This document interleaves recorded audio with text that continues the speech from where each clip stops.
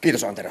Tervetuloa tänne Tokion Nabugi-lupille suoraan lähetykseen, nimittäin judon maailmanmestaruus karateottelut ovat juuri pyörähtäneet. Tänään on vuorossa judo.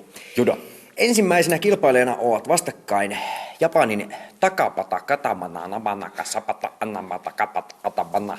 Ja häntä vastassa on Toji Atniutui Tajaksoi. Vai oliko se Xuai?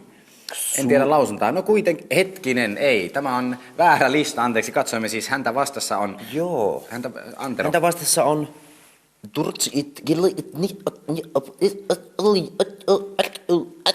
Keniasta. Hän on...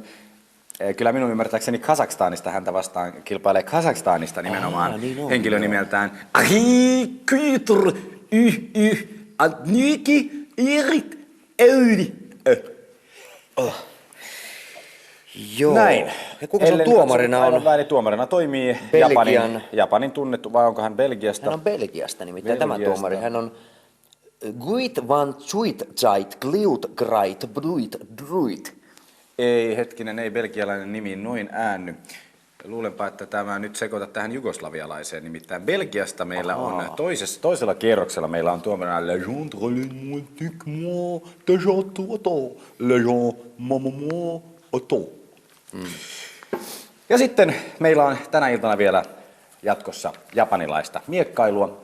Ja siinä kohtaavat toisensa Taikit,